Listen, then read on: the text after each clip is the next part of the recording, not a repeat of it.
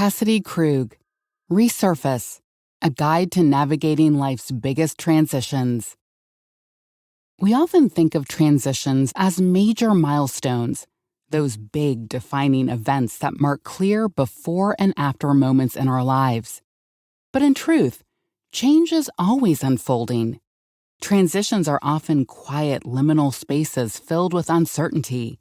They can feel unsettling or even frightening. And yet, it's in these in-between moments that personal revolutions so often take root. In this blink, we'll explore our common misunderstandings about transitions. We'll challenge familiar advice like time heals or find your passion, and see why such cliches rarely offer the practical guidance we really need. We'll also discover how transitions aren't always tidy, resolved narratives. They're often subtle, ongoing shifts that unfold gradually and are only fully understood in hindsight. Whether dramatic or gentle, these changes hold the potential to open new doors, shed outdated identities, and shape a more intentional, fully lived life. The different flavors of transition. Life rarely offers us clean beginnings or tidy endings. When we enter a transition point in our life, it can happen quietly, in a way that we don't even realize it until we're deep in it. Or it can happen suddenly and with a powerful force. Generally speaking, there are 4 different types of transitions. There are the ones we see coming, like graduating or retiring. The ones that blindside us, like a sudden injury or a windfall. The non-events, like the dreams we quietly realize will never come to pass. And the sleepers, the slow shifts we don't recognize until we look back and see how much we've changed. For author Cassidy Krug, she saw a major transition coming. In fact, she was staring it right in the face. Standing at the edge of the diving board at the London Olympics, she knew that her upcoming dive would mark the final moment of her competitive career. Yet despite this awareness, the transition still proved just as difficult to navigate. She'd spent years training and devoting herself to one thing, diving.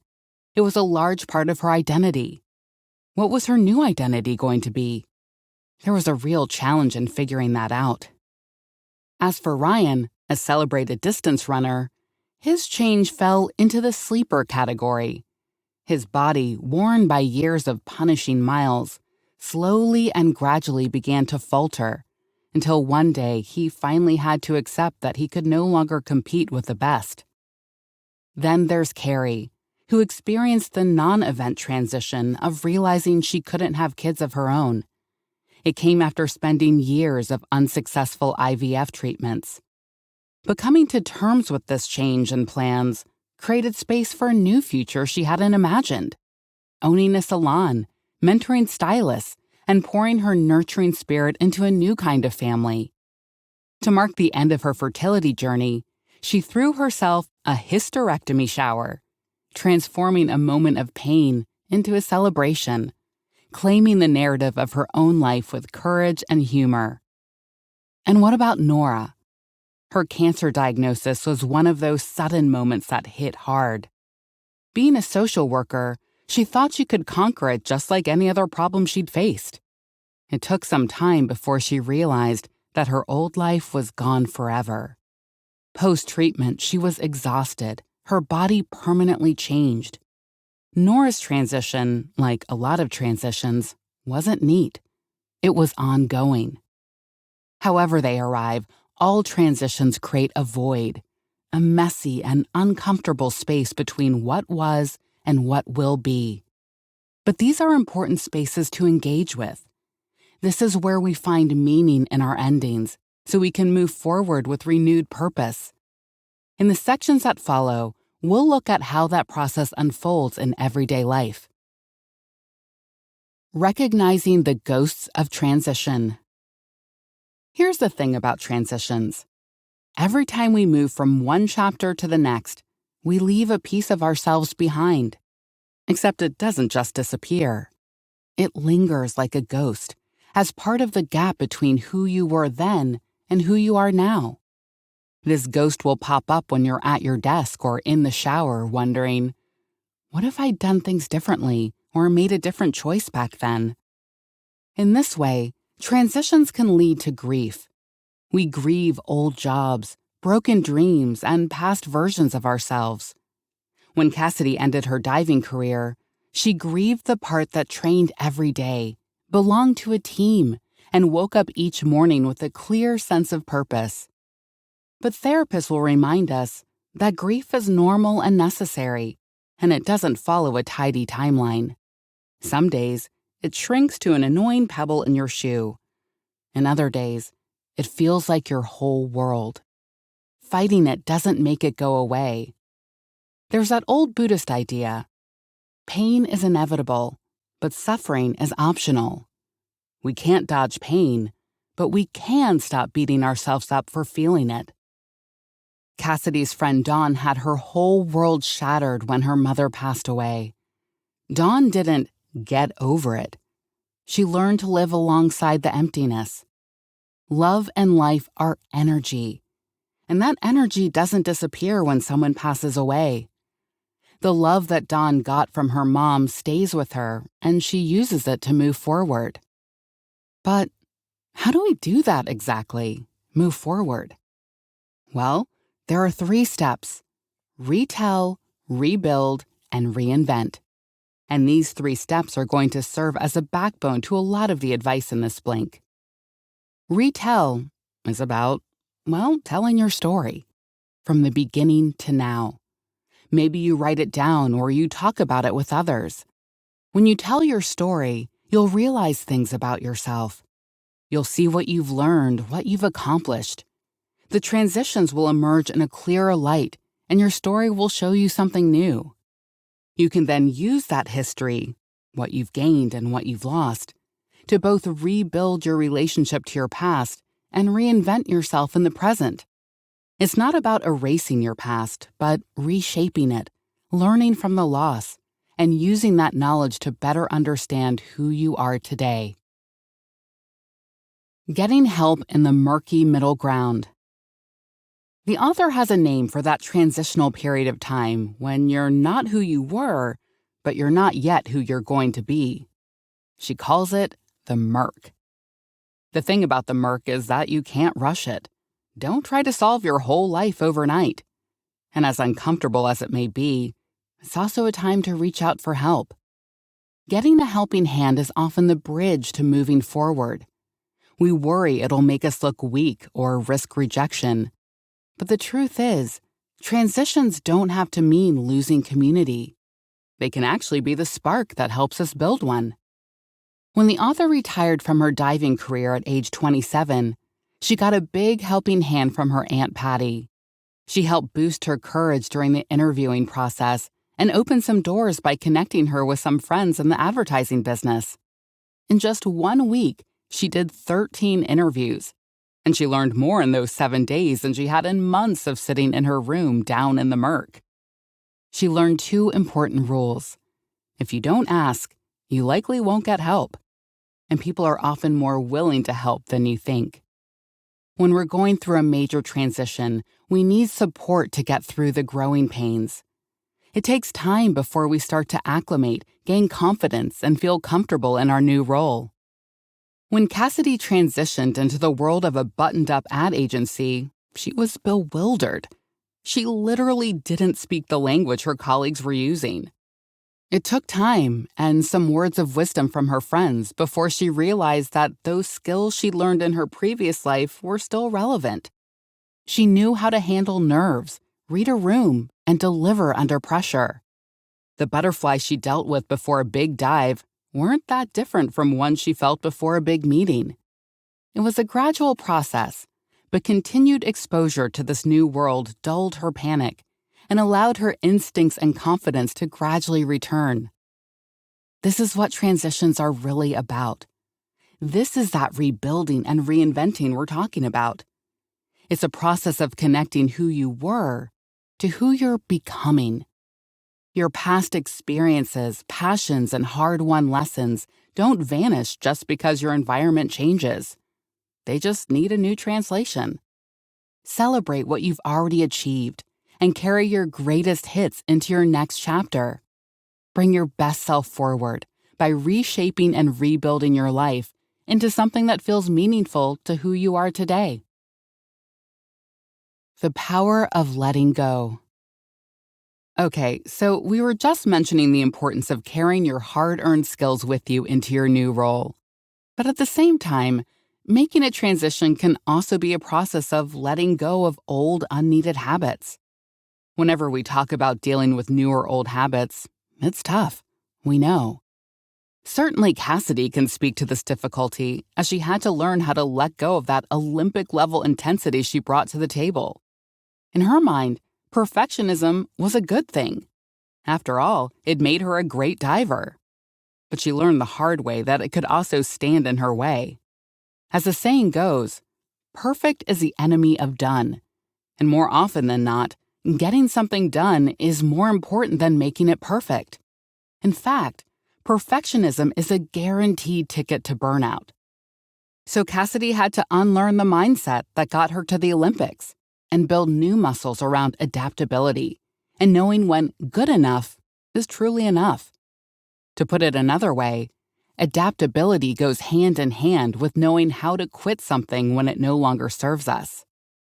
Now, when the subject of quitting comes up, it can make some of us squirm a bit. Quitting is kind of a bad word, isn't it? Instead, we're taught about the importance of grit and determination. In Annie Duke's book, Quit, the former poker player and current professor of cognitive psychology argues that grit isn't always the answer. Sticking with something doesn't guarantee success, and quitting doesn't equate weakness. Rather, it's an important strategy, one that makes space for what truly matters. Consider the story of Toya, a lawyer who would wake up every day and sob uncontrollably before going to work.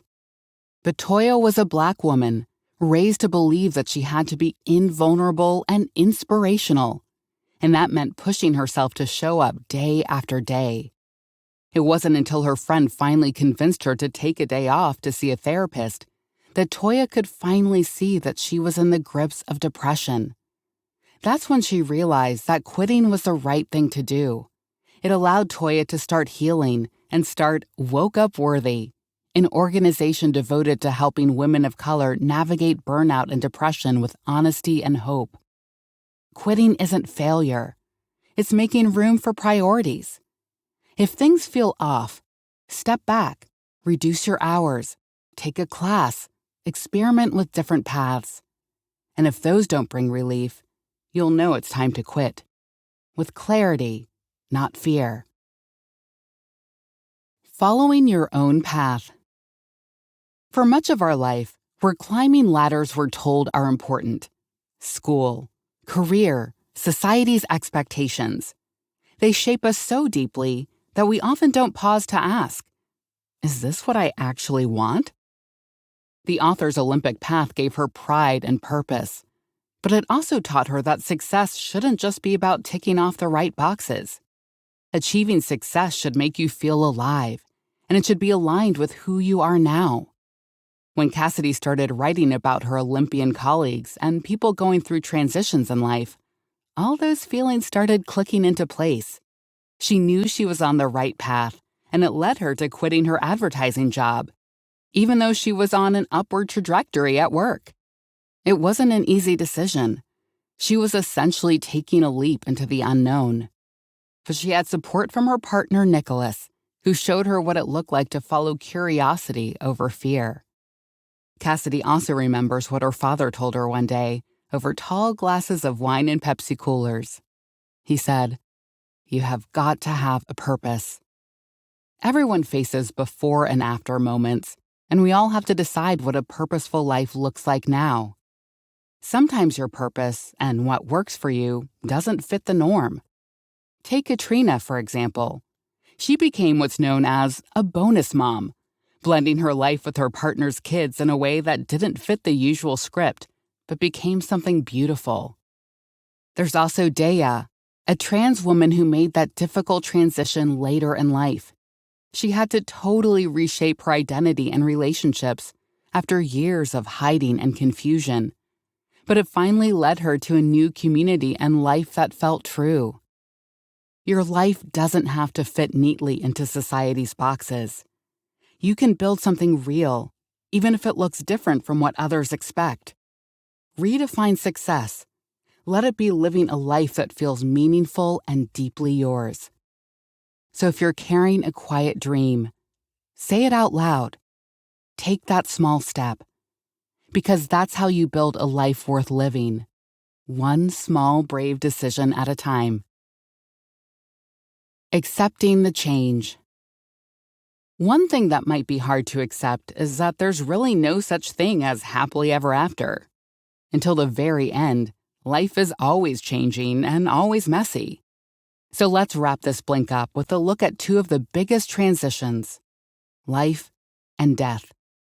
In both cases, what really matters is how we show up when everything we've built shifts beneath our feet. It's no secret that becoming a parent for the first time changes everything. But really, for the author, it happened the moment when she first saw the positive pregnancy test. It's this wild mix of joy, hope, and total freakout. What kind of child would it be? Active, artistic, empathetic? But also, what if things go wrong? What if she messes her up somehow? It's a heady mix of excitement and foreboding, like she's hurtling through space not knowing what's ahead. Life isn't a ladder you climb in a straight line. It's a long and winding one, where your energy, passions, and priorities ebb and flow.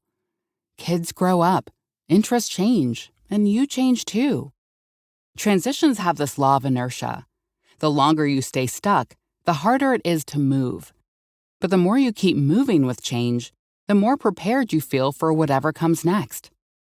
That can even be the case for the final transition we'll all have to face someday.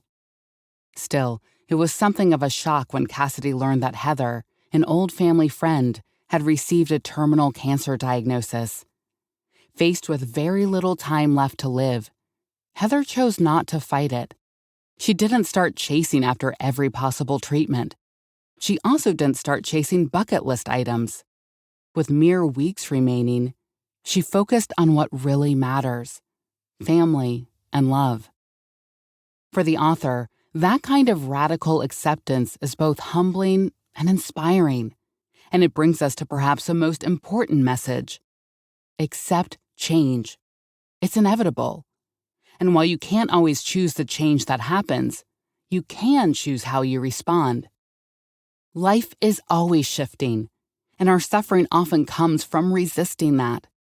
When we stop fighting and start flowing with change, it opens up space for growth, connection, and meaning. So don't forget to live. Keep following what lights you up and spending time with the people you love. Because if you do that, you're already on the right track.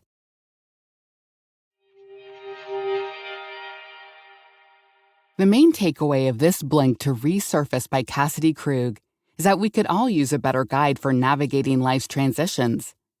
In the author's transitions from Olympic diver to office worker to writer and motherhood, she's recognized that change is a constant fact of life.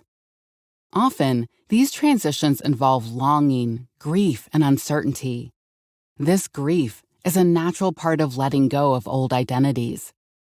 With some help and acceptance of change, we can become better at embracing the murk between the chapters in our lives. What's crucial is how we redefine success during these transitions, ensuring that our goals align with what truly matters now. This shift in perspective can help us take courageous steps, experiment with new paths, and build a meaningful, purpose-driven life that feels authentic, even when it's unexpected. Okay, that's it for this blink. We hope you enjoyed it. If you can, please take the time to leave us a rating. We always appreciate your feedback. See you in the next blink.